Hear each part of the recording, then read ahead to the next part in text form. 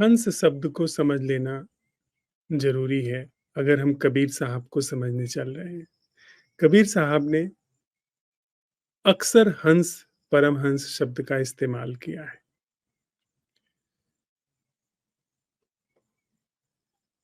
और पुराणों में भी जब भी आत्म अन्वेषण की बात आई है, तब हंस शब्द सामने आया है।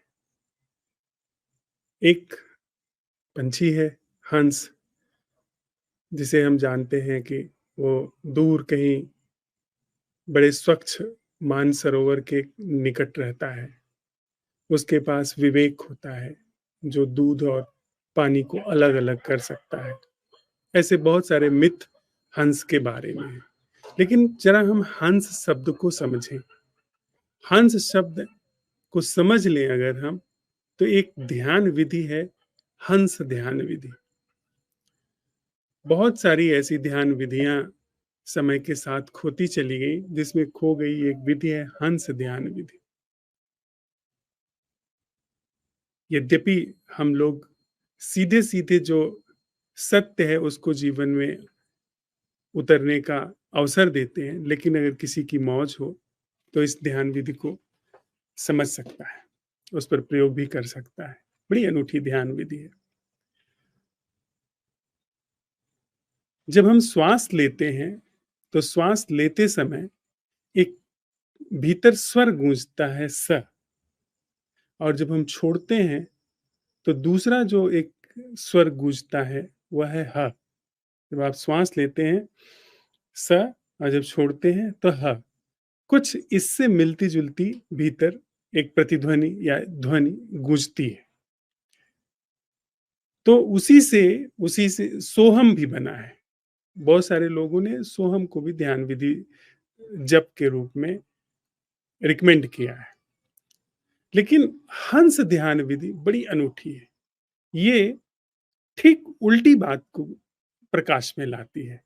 अर्थात श्वास लेना और छोड़ना, तो स और ह, सोहम जिससे बना, ये पहले श्वास का छोड़ना, उसके बाद लेना, मतलब ह शब्द पहले आता है और स शब्द बाद में आता है। तो इसी ह और स से मिलकर के हंस बना है। कुल आशय ऐसा है हंस शब्द के पीछे कि जब हमारी चेतना, जब हमारा जीवन का जो प्रवाह है, वह उल्टी दिशा में लौटने लगता है, तो ऐसी चेतना हंस हो जाती है। और जब ऐसी चेतना अपनी पूर्णता को प्राप्त हो जाती है, तो उसे हम परमहंस कहते हैं। तो वह परमहंस हो गया। जैसे रामकृष्ण को हम परमहंस कहते हैं। अर्थात जो चेतना, जो जीवन उस तरफ लौटने लगा जहां पर से वो आया है, जो उसका मौलिक स्वरूप है, जो स्रोत की तरफ लौटने लगा, उसको हम हंस कहते हैं।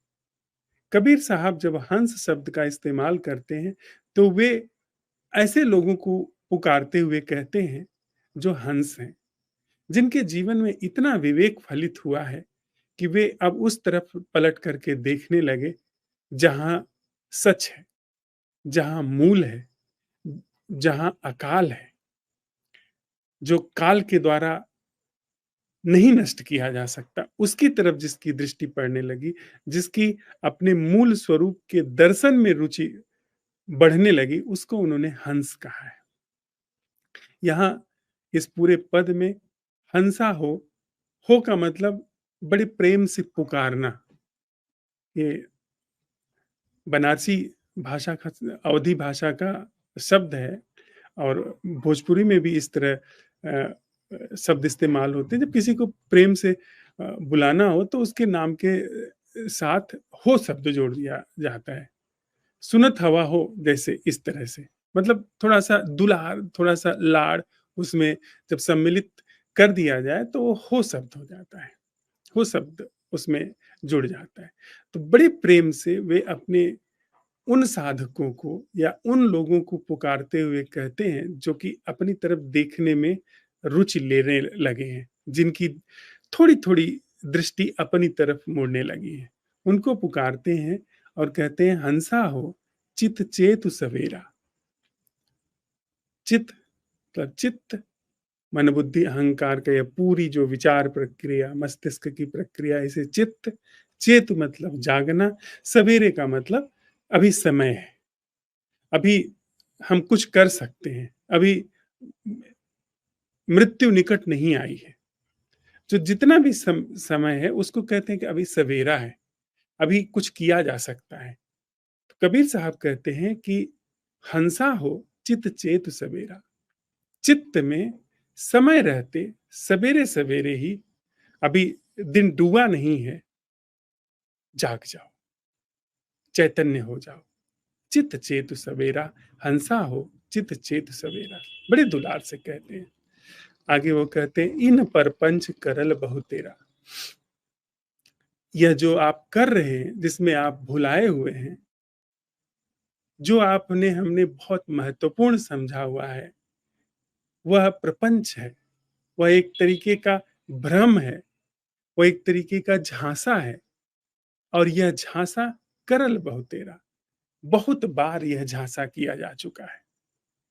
बुद्ध की शिक्षाओं में आता है कि वे जब भी उन अपने साधकों को गहरे ध्यान की ओर लेकर के जाते थे, तो पहले पिछले जन्मों का उसको स्मरण कराते थे, जात प्रयोग करते थे कि पीछे भी देखिए कि जो अभी आप कर रहे हैं, जो आप अभी करते चले आए हैं, जिसमें आपकी बड़ी गहन रुचि है, कुछ बनने की, कुछ होने की, कहीं पहुंचने की, वह आपने लाखों बार किया है और हाथ कुछ नहीं आया है सिवाय राख के। अपना नाम कमाने का, अपना सिक्का चलाने का लाखों बार प्रयोग हुआ है।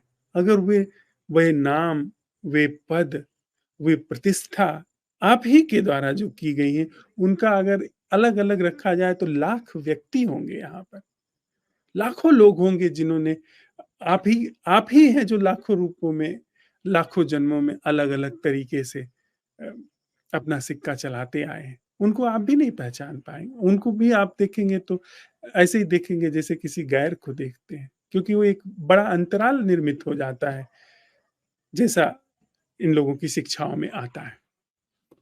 तो कबीर साहब कहते हैं, हंसा हो चित चेत सवेरा। अभी भोर है, अभी समय है, अभी अपने चित्त में जाग जाओ। इन परपंच करल बहु तेरा। बहुत बार इस तरह के प्रपंच में आप डूबे रहे हो, ये सब प्रपंच आपने किया हुआ है। जो जो महत्व आपने दिया हुआ है घर को, परिवार को, जाति को, धर्म को, राष्ट्र को, राजनीति को, समाज को, सन्यास को, तरह तरह के जो स्वर्ग नर्क की धारणाएं हैं, ईश्वर अनीश्वर की धारणाएं हैं, ये सब प्रपंच आपने बहुत बार किया हुआ है। इसलिए कम से कम अभी इस बार जब हम आप बात कर रहे हैं, जब हम आप सुन रहे हैं, तो इस बार कम से कम हम जाग जाएं अपने चित्त में।